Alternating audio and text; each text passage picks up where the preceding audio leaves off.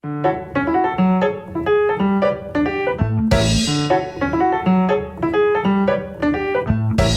in your thoughts? Oh, what's in your mind? What fills your head and what leaves it behind? It's too much today. It's too much today. Hey there, listeners, and welcome back to Filling in the Gaps Rerolled. We hope you had some great gaming since the last time you listened, and if you're new, welcome to the table.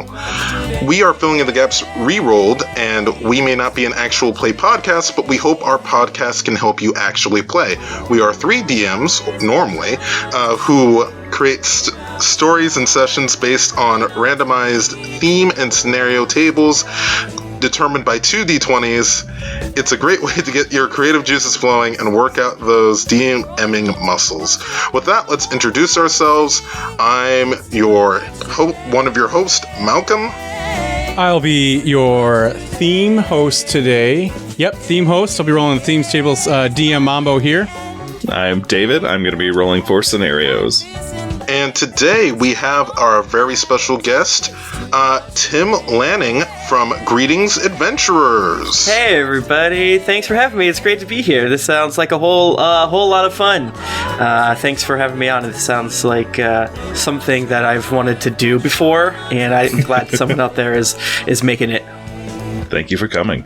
Yeah, we are, like I said earlier before we started, like very starstruck because I know Greetings Adventures is one of the longest running podcasts, that got me into D&D in the first place, because I was like, I got caught up with the Venture Maidens, what else should I listen to? And then you guys popped up and I was like, this is good. Yeah, thank you so much. That means a lot. We are legally the longest running D&D show now. Legally. Critical Hit made the wise decision and diversified their portfolio. We, the fools, didn't. So if you're into D&D 5e or D&D 4e, we started way back in October of 2012, back when there was not a lot of others out there. So we've got to see the world change. Hey, we inspired Venture Maidens too, which is such a great thing. That whole cast and crew is amazing. But yeah, I'm just a guy. I work at a law firm primarily. Sure, my podcast award is just out of frame, but it's right there. Not a big deal. The board game based on my podcast is right there, but it's not a big deal. No,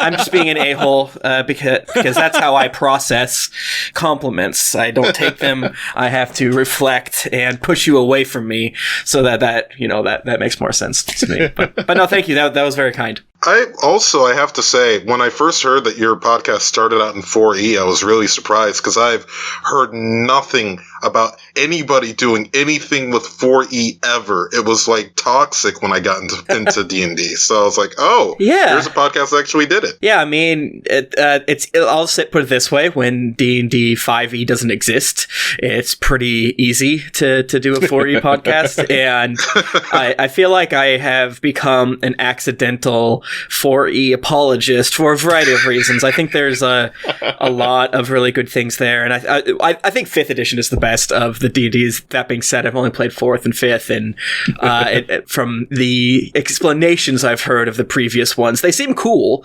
but not super what I'm into.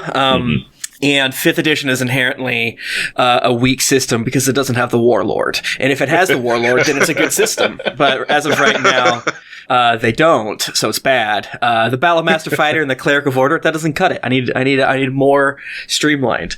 But yeah, there's a lot of stuff that is really good in 4th edition. I think even Matt Colville does a series of hey, here's everything I steal from 4th edition. You should steal it too. And we're way ahead of you. In our podcast, one of the running jokes is making fun of our DM for doing skill challenges. It's you're sick last night. I guess we're doing a skill challenge today. But I didn't realize that other people don't do it. I didn't realize that was something that people don't steal from 4th edition, and it's only vaguely mentioned in the some of the 5th edition stuff. There's certain things like group skill challenges and stuff like that are like, okay, if 3 out of 5 do it, or if there's like enough passes and advantages and things like that, it's fine. But the whole chase thing, and talk about like critical hit, what is like the OG in their fan base that we all know and love, the Critters, from like 2009 or so. Like some of their early episodes are just simply like a guy's running down the street, go get him, and it's like really, really great. And it's such a great, even back then that edition, which everyone made fun of for being like a board game, was good at doing the basic stuff. And you know, I still think 5th edition doesn't provide the quote unquote social pillar, so like that critique of 4th edition hasn't been fixed. So but that being said, and sorry for my 4th edition spiel, but it's your fault for bringing it up. I was interested into it. I also have a question before we do our other question. We do like a question of the week, which is this, and that's what this is. And this one is, you guys prefer dungeons or dragons? And by that, I mean, do you like the designing everything, or delving through traps and different things and solving rooms? Or do you just like the monsters and the creative designs and the things of that, and like the weird things that can happen in battles? Neither. The third option, the forbidden. I don't know. I mean, I think part of it is not being having a lot of experience, I guess, of other things. It took a while for us to actually get in a dungeon. I was like, this is boring. I feel I have brain poisoning due to 99.9% of the tabletop role-playing games I've played have been recorded. So there's a very conscious decision to have tight sort of content, and that, you know, that you lose out on stuff. Like when I have played home games where people are fine to, like, kind of, as bad as it is to do typically, go on their phone, go to the bathroom, eat a chip. I see a lot on Reddit and things like that. Like, how do I keep my players engaged? They're always on the phone. I'm not coming from the other standpoint of where, like, you have to be able to be 75% engaged in order to do something like a hex roll, in my opinion, based on like not having a lot of experience. But like, I guess getting to the heart of your spirit, I don't really like to design, I guess, period, right? Like I enjoy creating a situation and then not having a solution and then seeing what they do. And one of our Patreon side campaigns where we were, it's called Norhall Academy for Adventurers and Heroes. Basically, there's this like zombie thing that's happening because they're in like a pseudo Ravenloft place. And I was like, I don't know, there's going to be an orb, there's going to be an anti-magic zone, and then there's going to be stuff, and we'll see what happens. And I let me warn you, DMs out there, don't play with warlocks, because he's like, well, I can read anything. Because I put like BS, like runic script on the walls, which are supposed to be the ceiling spells, but they didn't say anything. And so when he's like, what do they say? I was like, because I didn't know that he could read literally any language, because he took that evocation or whatever they're called. So I like creating that part of it. I do like, from the monster standpoint, I do like, I guess, kind of hacking monsters in the moment, which is kind of cheating. Meaning, like, okay, technically he's going to grapple as one action, and then he's going to break up his things, and he's going to move. And like, it's sort of allowed with the spirit of how the attack and grapple actions work, but like not really. Like I did the other day of like, okay, you're fighting Arkan the Cruel. Of course he's going to be able to kind of like pick you up, throw you, and then do this other action and ask for backup. That seems like allowed. But I don't think I'm smart enough to create like a monster. I don't think I'm good enough to answer both questions at once, to go into a scenario with something that that I know works. To me, I my biggest strength is my biggest weakness is adapting on the fly. So like I'm horrible at taking notes, and I'm horrible at like remembering what I did. So to me, I was like, I just kind of got to wing it. I do a lot of research before that in order to wing it properly. But I'm curious what you guys think, because I'm here to learn as well. I'll go. I think for me, it's definitely the dragons or the monsters of it. Because it's easier to tinker with and to create something else out of something. I, for the longest time, did not understand why other games outside of 5e existed, because I was like, just reskin whatever's in 5e. Like, Oh, God. yeah, that was... So, see, we all learn, we grow from that point. But yeah, there was like a point where I was like, oh, I can just rebuild different things and make it out to be something else. If I want to make something more intimidating, I want to like build Terminators, I can look at like, oh, this would make like a Lich like this, and then just make it that these things are health, and like altering things to a major extent until I basically Frankenstein myself into a new thing that I've made. It's never that I come up with something out of nothing. It's always like, I'll just take it bits and pieces until I've made something new on accident. But yeah, that's the part I enjoy. I'm terrible at designing dungeons. I low-key kind of hate it. Because it's just like, I never know what to do for skill level for people, because I'm like, okay, if I make this too high, then it just feels mean. Mm-hmm. Like, I'm not gonna be like, oh, and then you like fall. Oh, you rolled a nat 1 on the one time there's a spike pit that causes insta-death? Yeah, that feels bad. Oh, I feel bad now. I thought you guys were like level 18. I thought you could handle this. Yeah, or they turn left, but the whole thing is like, well, I spent a lot of time on right, and I did left, but you're going, yeah. Left is the right answer, but you're not supposed to know that. Yeah, you're supposed to go right first. Exactly. So, I do not like dungeons. I do like dragons. What about you guys, Sam or David? I also, I'm going to say it. For dungeons, I just do a random dungeon generator every time, and then whatever they're supposed to be looking for, I put it in there. I also have like dungeons just randomly appear in my world, which gives my my players the options if they want to go in, very much like Magi style. If you ever watch that on Netflix, what is that? It's just it's an anime where dungeons emerge out of the earth, or did at some point, and you have to go in, you can clear it and become one with like a djinn inside of it, where they get magical powers from them. Also kind of like in Black Clover, where just these magical dungeons come out of the earth, and whatever kingdom you're in has to sprint off to them as fast as you can to get the magical items that are inside to hopefully like boost your own kingdom's defenses and such. Okay. So that's what I do with my dungeons. I also just have one path, but I give them many options to go. So if they go left, I'll either make it a dead end, or I'll just be like, just keep going down. Like, oh yeah, and you find this, and this, just like I had for the right-hand side. But then they're like, what if we go to the right-hand side? And then if they do, then I'll put in some encounter or something, just so they feel like we made the right choice. Or I'll lie to them and say something like, oh man, you missed out on a whole bunch of loot not going right. Yeah.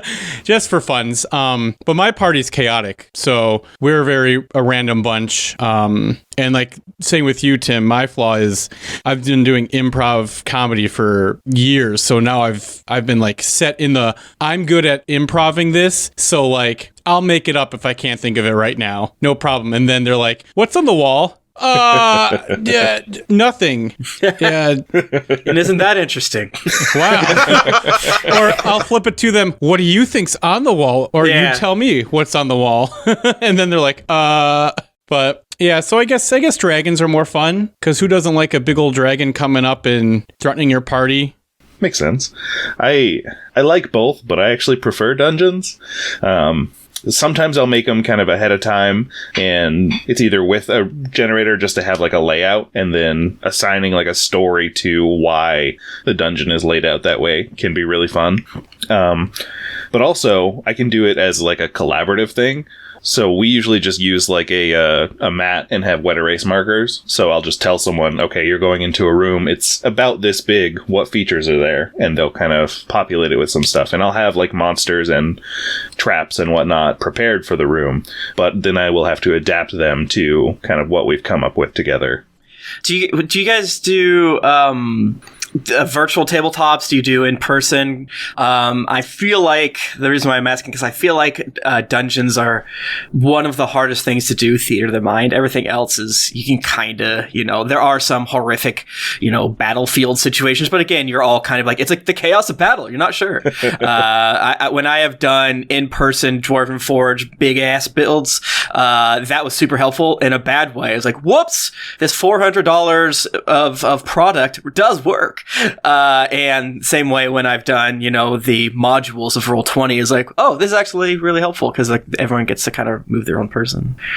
Yeah. Well, with COVID, obviously, my show went all virtual, and we just do through Zoom, and I look out where my players all come from a theater background. So theater of the mind is an easy grasp for us. But I do have to say that giving them a map, if I share my screen for a map, or I'm trying to work on Roll20 a little bit, it's just I already bought the stuff on D&D Beyond, and I don't want to go through buying it all again for Roll20. So I'm just learning different ways how to give them maps, but I do think sometimes the maps are very helpful for players as well. So when we played in person, I would do the same thing, David. I would have the board and be like, it's a circular room. What's in it? Let's pass the story along to everyone so we all feel. But I would always have some sort of goal for that. But I think virtual Roll20 now is just so helpful in just different ways. I know in my other game that I play in as a player, my friend who is just an engineer is like, yeah, I bought Tabletop Simulator and I custom designed this whole map and everything for you guys. So I also just made your characters on a 3D printer and now they're there, and I was like, God damn, dude. Making everyone else look bad. I'm like, man, you just my campaign look like poop, but okay. On that note, I think we should move to our next question of the episode. Shall we roll? Let's do it! All right, so I rolled 2 d20s. Yes. I'm rerolling my Talon and Claw, Hades Flame dice for today, my big boy. And I got a 13 for the themes table. I got a 17 for scenarios. And then, Tim, do you want to say what you got for yours? I got a 4 and a 7. Okay. While our audio guy is looking that up on what those are, the reason we're having Tim here roll 2 is because he is our guest, and we want to have advantage, essentially, on this roll so that he can have some more options to choose from for theme and scenario. And why is this not open? I just realized why you called me captain earlier, and I was like, oh, I forgot to change my new Zoom name from my work's holiday party where I was the captain of our Zoom Christmas party where we did a scavenger hunt. That's fun. It was funner than I expected. Okay, so Malcolm, would you like to tell what theme possibilities we have? Repair old family ties is a theme. Tower defense is a theme. Setting up traps, Home Alone style, is a scenario. And don't sleep is a scenario. So, Tim, is there a combination of those two that you would like to explore? Yes. Selfishly, because I'm going to run a Rime of the Frost Maiden game. So I definitely want to get some Don't Sleep in there. And I feel like repair old family ties is good. The Home Alone, obviously delicious, but I wanted to shoot for something a little less, what's the word I'm looking for? Horrifically thematic and more, I don't want to use the term mundane negatively, but Broad? Broad, perfect, yes. All right. Is there anything that comes to mind when you think of Don't Sleep and you chose Repair Old Family Ties? So, and just to let you know, we're probably going to lock those in so that way we don't scatter and completely change halfway through, because that would, our podcast gets chaotic as is. So So, anything that comes to mind immediately with those from any of you guys? I think the first thing that comes to mind, I've been playing a lot of Hades lately, which is I heard that's great. It is very good. And like part of the big overarching story is you're kind of repairing old family ties, and one of the other big characters is the god of sleep. So it could be fun to have something where you're kind of reconnecting with a pantheon in which there is a deity of sleep who is kind of pissed off and is causing problems for your party. Do you guys remember that Fairly Odd Parents episode? Which makes no sense, by the way, if you actually look at it. Because he wishes that he didn't have to sleep. And so he's like, nobody can sleep now. And he's like, that's not what the wish was. That's dumb. But anyway, in it, they have like the...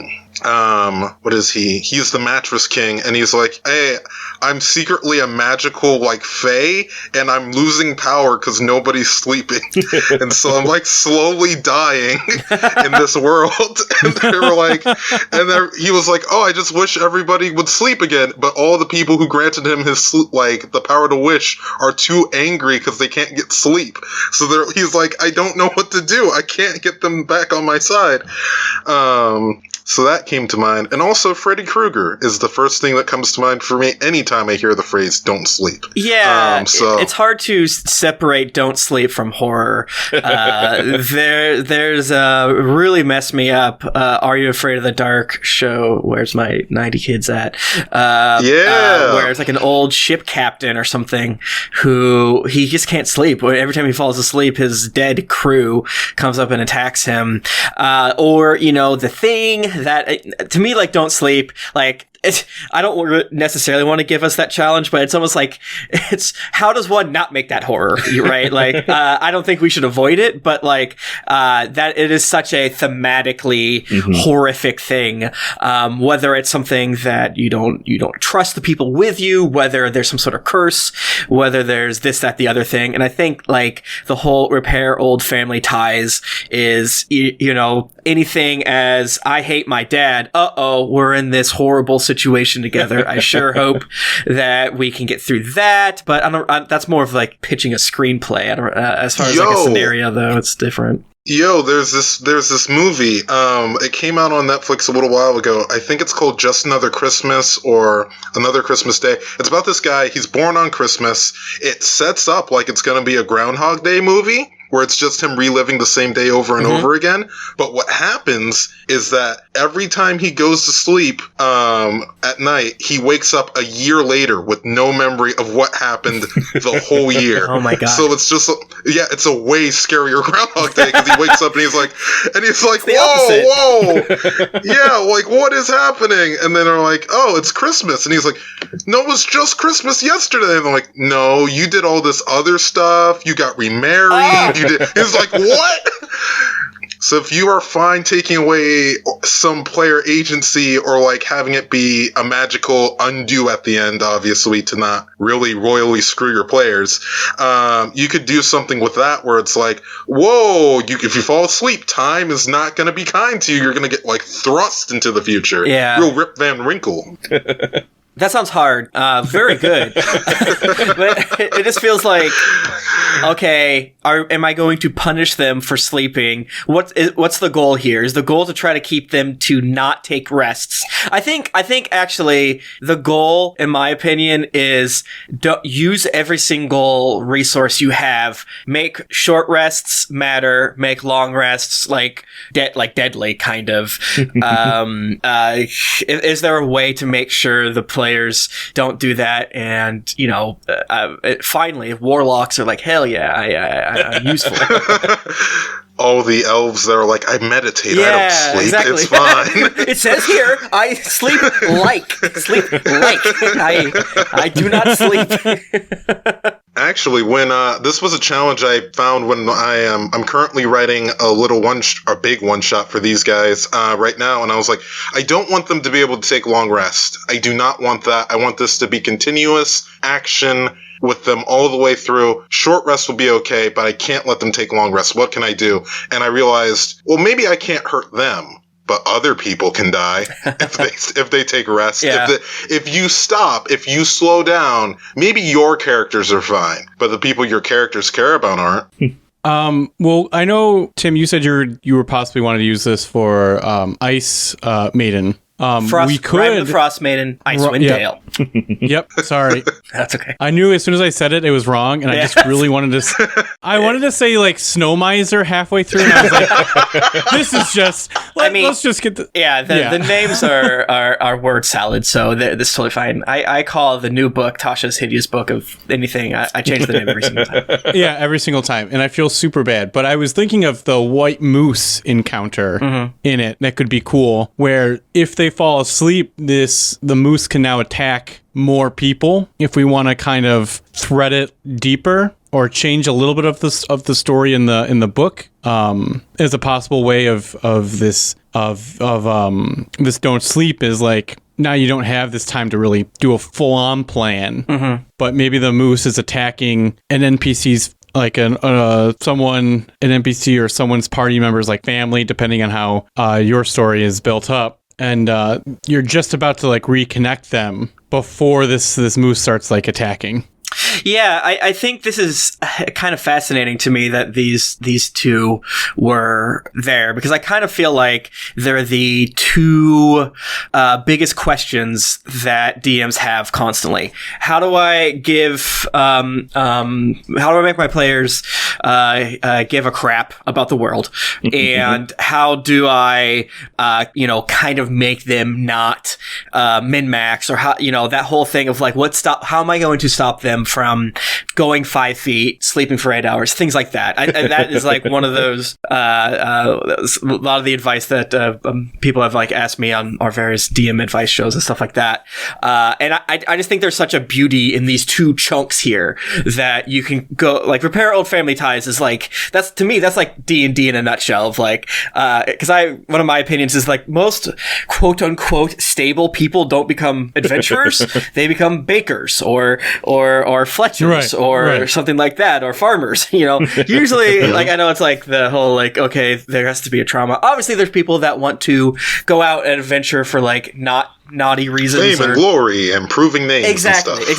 Those exist. But that being said, the path to least resistance is to be a baker and things like that. So to me, this whole thing of like repair old family ties is to make sure that you care that if you take a short rest or take a long rest, that something bad will happen. That being said, I still think that the don't sleep is more powerful than shouldn't sleep. So I feel like there should be some sort of like literal whether you said the Freddy Krueger thing of like you're attacked in your sleep, or even like a curse of like each time you sleep during blah blah blah, you lose 10 maximum hit points or whatever, depending on the tier of play. I just kind of got this idea of maybe each time the players or like the don't sleep comes in with the fact of maybe they have their goal already in front of them. They know exactly what they have to do. They know all of like, you just hand them your DM prep, but each time they take a rest, you take bits of the information away from them. And they start losing memories each time they sleep. So it's not like a vampire or Freddy Krueger is going to come and get you. You're starting to slowly like deteriorate your own thoughts. And so maybe the goal is to go visit that old family member, but you slept so many times that now you can't even remember who they are. So now you have to go and do a submission of going back and getting your memories. Or something like that. Or maybe these memories are now, if you want to go with Tasha's or something like that, you have the patron who is keeping all your memories, possibly, or keeping something from the party, which now has them like, oh my God, we can't sleep anymore. We're going to keep getting indebted to this person. So now we have to go and finish this quest. I don't know if that tickles anybody's fancy. When you mentioned Christmas movies before, I did like the idea of repair old family ties, as in like, I'm a big adventurer. I have to go back to my stupid small town. And then like your dad's confectionery company, or like horseshoe salesman. And then somehow that being important. The idea of like, I'm a big deal. I have slayed a dragon, coming coming back here, and like literally, you know, whether it's literally recapturing old memories of, I used to be a little boy.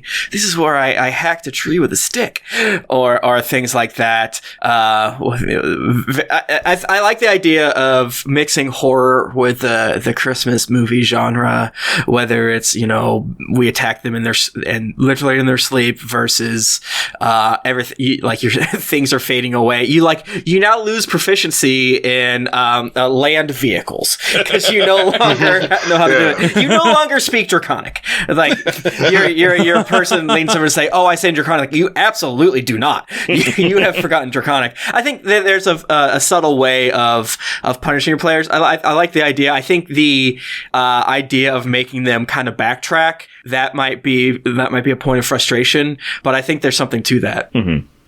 I like the idea that you presented there. The kind of, a long time ago, I had this idea that I wanted to do basically Pleasantville in D&D. And make this like, oh, it's a perfect town. It's really creepy. We kind of did that with Session 0G for those who have been listening for a long time. Hi. But the idea of maybe it's a thing where someone puts a curse or something on your town that like is reverting it back to a specific way, and maybe you're like, every time you rest in this town, maybe you are back home for the holidays and you're like reverting back to a version of yourself from before you went adventuring. Maybe someone's like trying to undo adventurers that way. And that'd be a fun way to kind of do like, oh, it's like, oh, you wake up in the morning, by the way, you don't remember how to speak Draconic anymore. And it's like, what, why? And it's like, oh, meanwhile your parents are there making like muffins, going like, oh, you never needed that anyway, don't worry about that none. And you're like, I don't like this. They're all Canadian. I love it. Yeah, and you know, it depends on if you want this to be a quote unquote one shot or a side adventure or an arc. I do think there is like a lot of fun when you let people know. So like, I really love the idea of, okay, point A to point B, or like the goal is big city, right? The king, you have to do blah for king, but for some reason you have to go on what it feels like a side quest, but is, as we all know, is the main quest that happens all the time.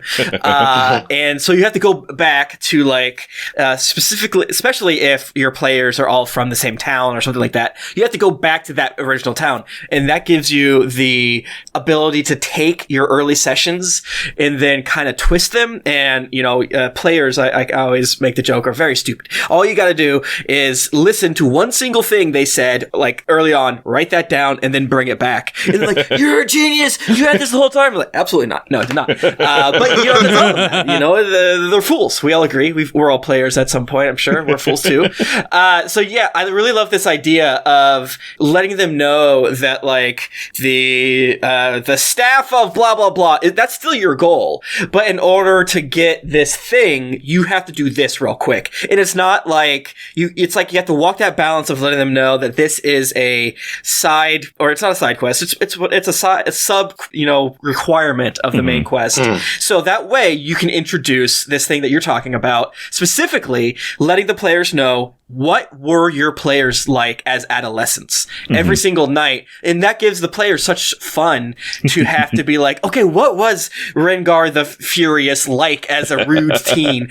And if you're, and I even suggest I'm a big proponent of speaking to your players and not being like cagey. Don't let them like literally say, hey, this is a kind of, as you can kind of tell, piece together. It feels like you need to get in, fix this thing, get out. This is not happening anywhere else, blah, blah, blah, blah. A messenger comes in from wherever your powerful people are.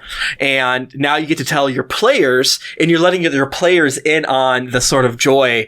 We had a thing in our podcast, which was a horrible idea, but the audience loved it and won't let us live it down, where in order to take a certain type of teleportation, you had to tell an embarrassing story of yourself from high school, or your most embarrassing story, or something like that.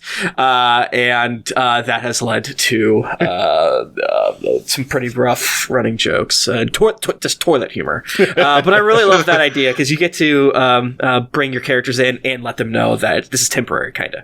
That is really good.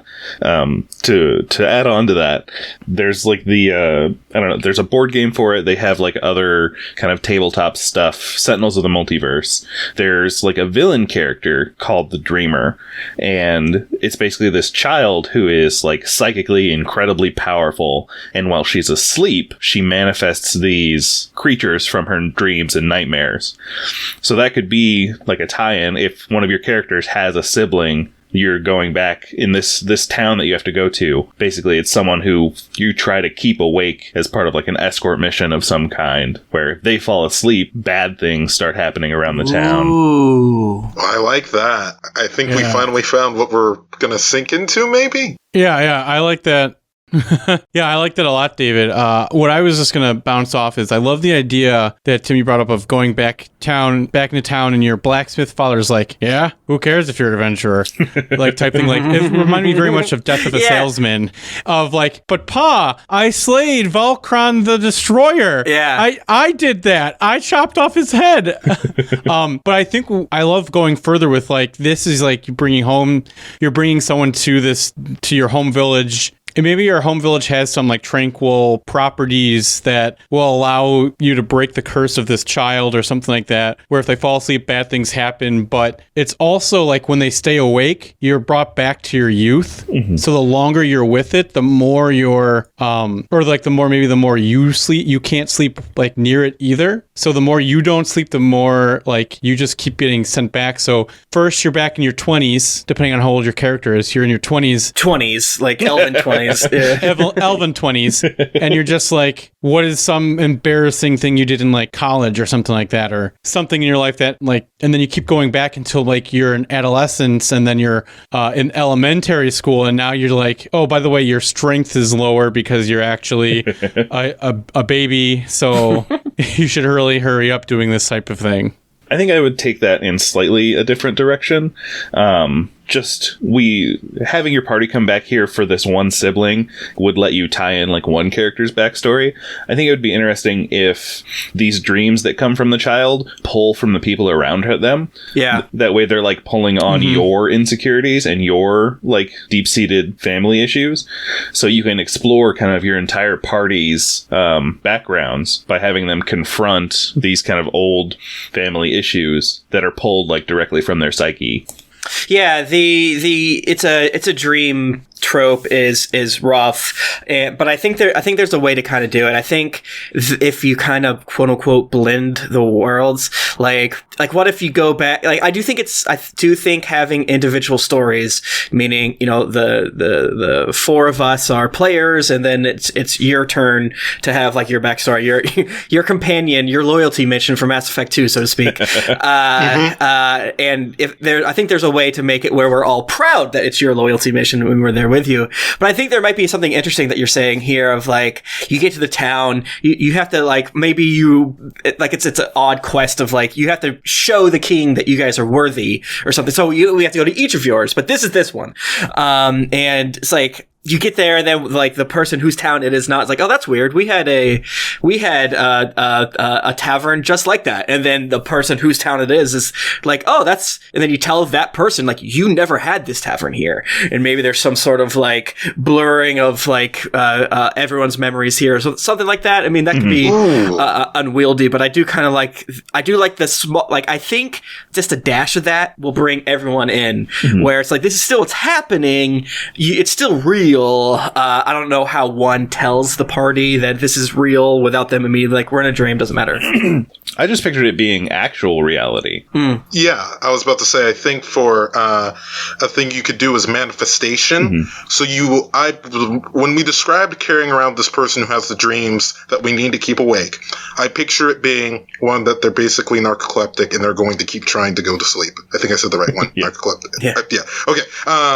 And and they're being carried by, like, in a cart by your party. I feel like if that's the case, when they doze off, there will be like, okay, they're going to pull from who's around them and go, hey, this person's bully from their dream. This person's disappointed father. This person's this. And like bring those into the world to be both, if you want to make it a combat encounter, great. If you want to make it a social encounter, great. Yeah. You have it where it's like, now face these things that your characters refuse to face. And you could have it be that your characters are legit just like, I'm not dealing with this. One of my friends is watching Star Trek right now, and he said there's a point in it where, Next Generation, where Picard sees spiders and he just books it out of the room. And I was like, because that's what I would do. And I was like, I'm glad that's in there. And he was like, yeah, I told you about it because of that. But it's the idea of, yeah, sometimes it's okay to not have your character solve their big trauma. It's just like, that's a big trauma. Yeah. Sometimes you just don't face it. Like, that's fine, but it's a thing you'll have to, like, deal with in some format to get done. Now, here's my question to you. I do like this idea of keeping someone else awake, but let me tell you about the time in Norhall when we were on a boat, my players were on a boat, and they had like 8 werewolves in the ship hold, which led to roughly 4 days of gaslighting and bullying a teenager. How do you avoid the situation where your party is not just smacking a poor accursed creature here, a fellow? I think there is a kernel here that is good because it's that whole thing of like, make players care about someone else, but we know how we are, how players are. Every problem is a nail, and this one, to me, slapping someone in the face is a pretty standard wake person up. Like, what do you do after the slap, the bucket, and things like that? I still think this is like ideal, but I think you're bringing in the sort of like stuff is almost like, yeah, it's magical. You kind of see brings it in, and then somehow, I guess you just let them do it once, or you just show them it doesn't work, or maybe they take psychic damage if they do it, or something like that. I don't know. Make her like a magical bomb, maybe. You don't hit bombs. Yeah, it could be. I was thinking also you could make it a player's, like someone important to the player already. Like if it's a sister, like the dreamer is in the game that David was talking about, it could be the little kid's sister, but like to the other players, it could look like their younger sibling. So it could maybe if it's a cursed deity or a cursed object or something, it could manifest itself into something already that each player cares about. So you don't really have to deal with the fact of like they're going to hit it. But I also know a lot of characters. I know at least one of my players is just going to be like, I don't know what to do. I'm going to stab it. Yeah. And I'm just like, why? If I was in a group with my 3 rowdiest, most dangerous friends, and then we're running around with whom I thought was my sister, and they go, no, that's my sister. And like, well, we have to kill this thing. Whatever it is, it's eating from our minds. So I feel like we almost have to avoid that. You know, it's... What if it's this person's not with them?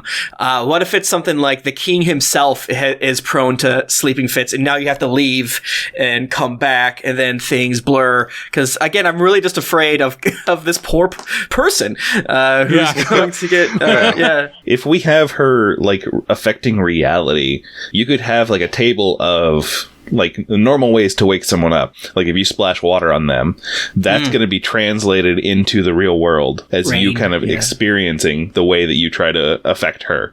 And it could be an option where like you have the ability to just wake her up and not deal with the manifestation, but you need to do like 3 of these things to actually wake her up. And the world around you is going to change based on how you're trying to do that. So you splash water on her and it starts to flood near you.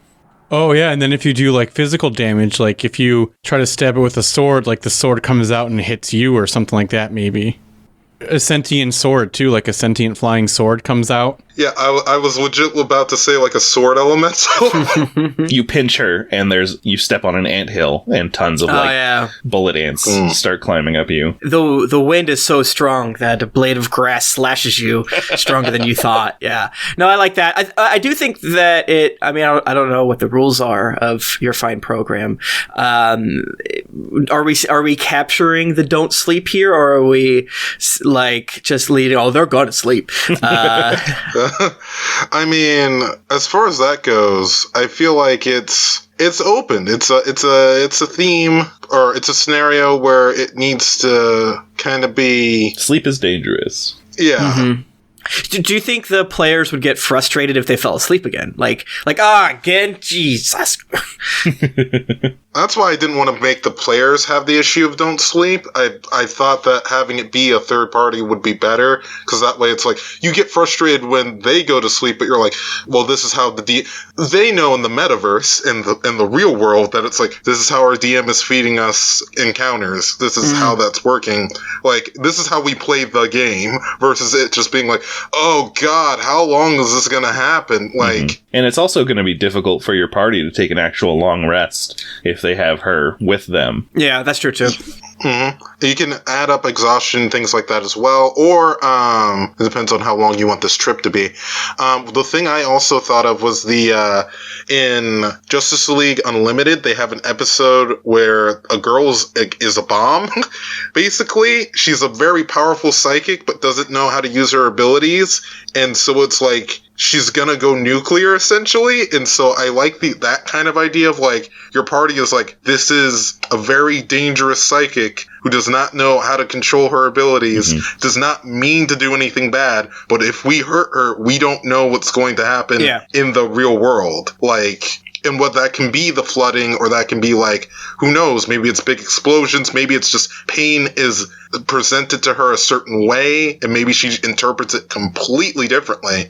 So you can get even more wild with the ideas of what you throw in there. So I think what might help us more is, how do we repair these old family ties too? Because we focus a lot on the don't sleep, but how are we repairing the old family ties? Because this is a way for us to come back and just make a full encounter or one shot or whatever you as the DM wants to do with this. We're just giving you the seeds.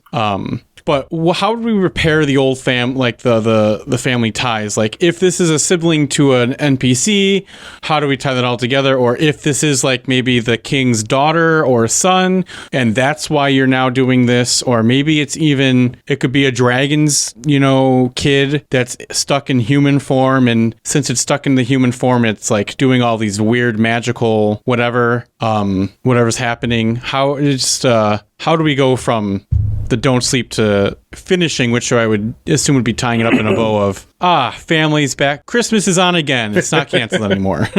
I think that if we're going to focus on this being like a character's sibling, the whole family would probably be upset with your character for leaving, because this had to have happened after you left, so you weren't there to like help out. So in curing this person, you're repairing your ties with the family. But at the same time, these psychic manifestations help the party kind of reconcile their past traumas as well. And you're kind of repairing everyone's family ties by dealing with what you have in the past. Yeah, it's like, okay, we think we're just going there because my sister, my mother, my dog, my brother, my neighbor is accursed. The guy who made my slick sword is cursed. But now turns out there is like the bad vibes runneth over. And yeah, you can even like pull, like once you get there, like this whole idea of this town beset with rancid vibes is like, you can pull up like from everyone else, like that time that Amarith stole that sentient shield that you wanted. That was bad, wasn't it? They never said sorry, or just like stuff like that, where I think another beautiful thing about D&D is found family, and I think the joy here is if it works on like 3 levels, like 1, saving the initial person, 2, saving the community, and 3, bringing the party themselves closer via like talking through various trauma or things like that to some extent. And yeah, I think if it's sort of wrapped up as almost like a bottle of like, this is where this is happening, this is why this is happening, and in order to solve it, you have to solve the things here. This isn't a go to a cave, find a crystal, bring it back. It's a work through it. You have to fight these psychic manifestations, and you know, like magic and D&D is really weird. Sometimes it just doesn't work right. You know, there's like an entire street and water deep that magic doesn't work, and they say don't do it, and if you do it, you can get in trouble. Or if you walk through this other one, it's like all this sort of stuff happens. So like there's like different like realms and time, and like time doesn't work. So like when I did like a pseudo time travel thing, I didn't even feel bad because like, well, it's not time travel, it's just like the past version of this other like plane is affecting our state. So you're not gonna like go back and kill baby Hitler, but what you're gonna do is like remove like baby Hitler's I don't know, too teddy topical, bear, I guess, but something like the taint for which the problem that you got rid of has. It's the classic, you killed Sauron, now the crew is not working together. So yeah, you know, I think there's a lot here with that of just freaking pick any monster you like. This is also really good for picking monsters that you haven't got to play for a while. Like, okay, they would never encounter this, but it's a dream. Because why? It's the Harry Potter thing of what's the boggart or whatever. It's what you're afraid of. Oh no, the town's shoesman is afraid of a Yochlol. Here's a Yochlol. I think you'd have a lot of fun with that. Any excuse to use not standard monsters is good to me. Yeah, I think also you could have it be that those relationships with those different characters, if you have like the prince, if you have a princess, for example, and she's like, no, my dad, the king, is like really strict and evil, and in my brain I would consider that to be what a lich does, is like to capture a person, to keep them locked up like that. It's like, well, now your party's got to fight a lich because that's what she views her dad. You have to fight her manifestation of her dad on top of your nightmares. It can be like as on the nose as you want. Like I think and I think that's what is kind of cool with this idea that we're building, is that you can just be on the nose. It's like literally like, you know, if someone's greedy, a mimic in a chest attacks them. It's that simple, right? Beautiful. The one bookworm in the whole town is an intellect development. Yeah, exactly. Yeah. The tavern keeper is a beer holder. I think we've got it. Yeah. We can move into recap and synopsis. Tim, is there one of those that you would prefer to do?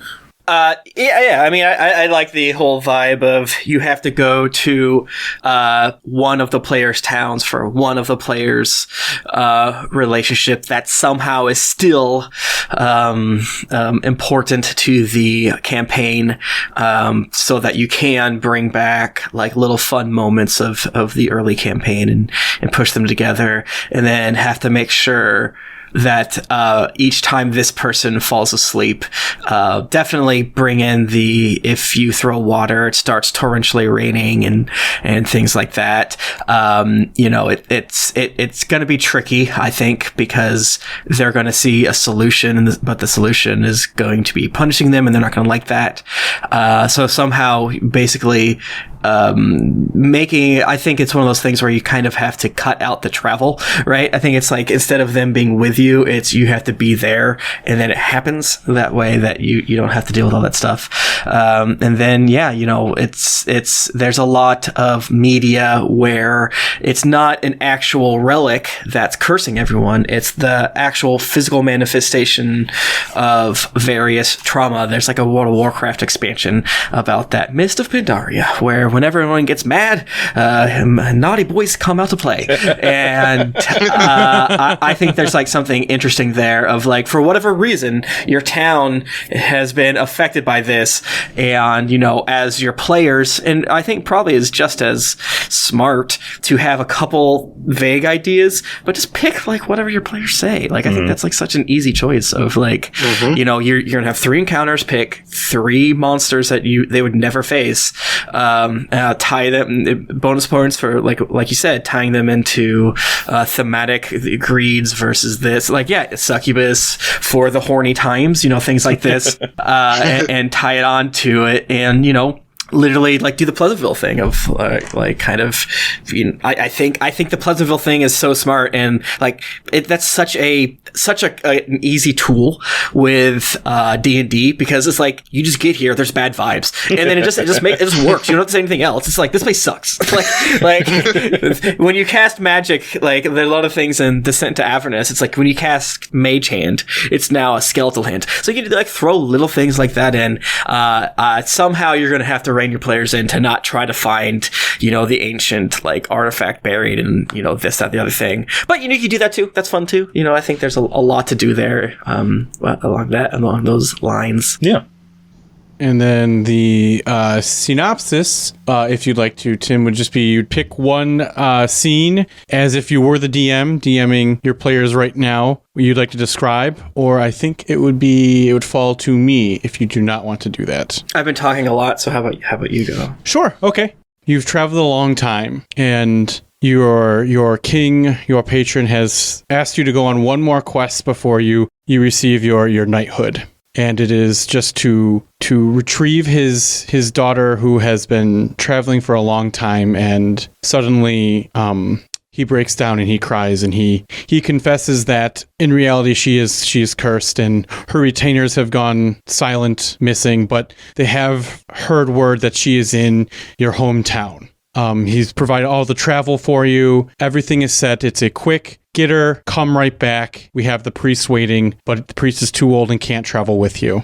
No sweat. You get on your carriage. You're there. You get back and you're finally home, and you're excited to see everybody, but no one's talking to you. You think after slaying a dragon, there'd be a big parade for all of you, a huzzah, free drinks all around, but it's quiet. You get home and your dad's back in the back chopping wood, and he scoffs at you. Ugh, finally back, eh? And the look of disappointment just rings in his eyes as he looks you up and down. And that's where I would start the adventure. I'm going to stab my dad. So you have been my player before. Yeah, I just think there's so much good there of like, just throw weird stuff at them, and just have like 8 things ready, but just kind of like say whatever they like, whatever ideas they have. Like, yeah. Malcolm, would you like to kick us off with the outro? Sure thing. So thank you guys for listening, and thank you, Tim, for being here. Oh, it was awesome. Thank you. Yeah, do you want to remind people where they can find you, or? Yeah, I do a 5th edition actual play podcast called Grady's Adventures. We have like 380 something episodes. You can start at episode 1 or at 156 or wherever, and then get into that there. It's pretty long. I also do a advice show based on the advice that we go asking strangers on the internet called Dear Internet. It's very good. I also do a show about Naruto, wherein we watch Naruto. It's called Naruto Reviewto. That's very good. And I think you would like it a lot. I also stream video games every now and again on twitch.tv/geeklyinc. You can follow me on Twitter at Tim Lanning to get all of those various things. We have a big, great community, and I think folks will have fun there, and we always love to make new pals, meet new folks. And thanks again. It was a blast and a half. Yeah, glad having you on. I was your theme roller today. You can find me at DMMambo5 on Twitter. You can also follow my show, Bardic Inspiration, which is at bip.dnd on Twitter and on Instagram. It was great. Again, I'm going to keep on the thank train for Tim coming on. It's been a starstruck episode for me, so I feel like my creative juices may not have been flowing as much as always. But again, I love the session we just built. Yeah, that was great. It was a lot of fun. I'm David. I was the scenario host, one of them. You can follow me on Twitter at Daedra18. That is DAEDRA18. And I'm Malcolm. I've been your other host at The Roar of Rhyme on Twitter. And yeah, thanks, guys. Thank you again, Tim, for coming on. Yeah. Really appreciate it. That was really fun. You can follow my D&D podcast at D&D Podcast on Twitter. That's right. Started in 2012. YouTube can have a URL like that. We talked to people at Wizards of the Coast. I'm like, are you mad about that? You can follow us at FitGDND on our Twitter as well. So we don't have the cool one, but we have the one we have. So. Yours rules. I'll tell you that. You how dare you? You do have the cool one. It's not the D&D podcast, though. Oh, ours is not the. It's just D&D podcast, please.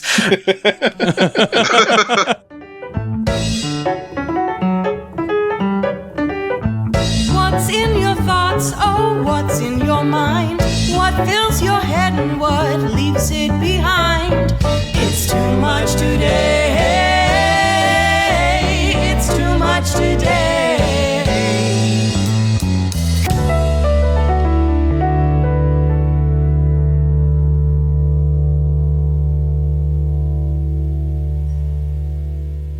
Obtuse Audio.